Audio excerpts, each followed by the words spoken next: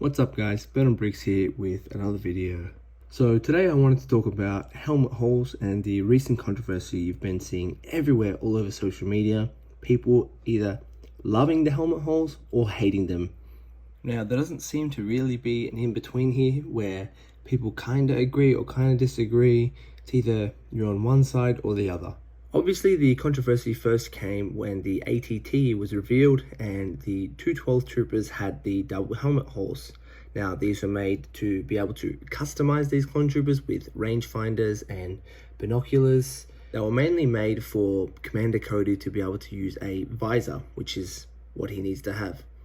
Now, personally, I'm not a big fan of the helmet holes and I find them quite jarring to look at. Especially when you put them in your clone army. I just think they really stand out. Now, I don't think they're accurate to what clone troopers really look like. And it sucks because in 2020 and 2021, it was like they'd almost perfected the clone trooper formula with the 187th troopers, I believe, and the 501st troopers that came out in those two sets. They looked absolutely fantastic, and then they just completely changed the helmet. Now, of course, we do need the helmet holes for characters that either use the macro binoculars or characters like Commander Cody. The thing that sucks is that even clone troopers who don't use accessories, they're still getting the helmet holes, and we only have that one clone helmet mold. I think an ideal world would have some clone troopers with the holes, maybe one or two in a set that actually need it, and then have some clone troopers that don't have the holes and still look normal. They unfortunately just aren't accurate at all to what clone troopers should look like, and I get that LEGO isn't supposed to be a complete accurate representation, but sometimes it gets a bit too far, and I think these helmet holes just really take away from the Star Wars LEGO experience. Now, of course, if you're a kid, you're not going to notice it, and that's fantastic, but without a doubt, there's so many adult collectors, and LEGO knows this too. Now, I see a lot of people defending LEGO, saying, oh, we asked them for helmet holes, and why should they change them?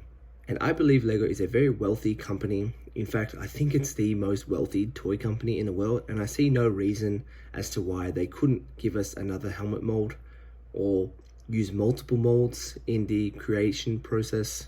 They definitely can afford to do it, but I just think they want to make as much profit as possible, which is unfortunate. Now, the reason they actually had to make the helmet hole is because unlike the Phase 1 clones, the holes had to be put higher so the visors fit properly. Now, the Phase 1 clones back from 2009, the visors and whatnot would fit perfectly across their helmet.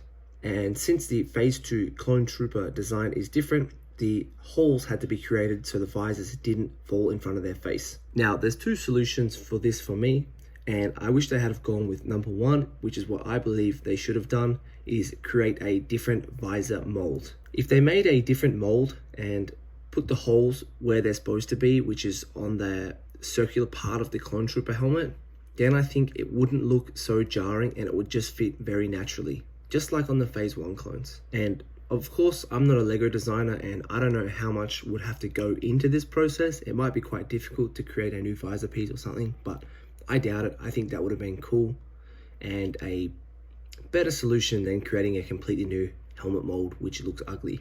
Now, the other solution is that they only put the helmet holes for clone troopers that actually are going to use them, like Commander Cody or Captain Vaughn, and then the rest of the troopers just have the normal Phase 2 clone helmet. And I think you get the best of both worlds.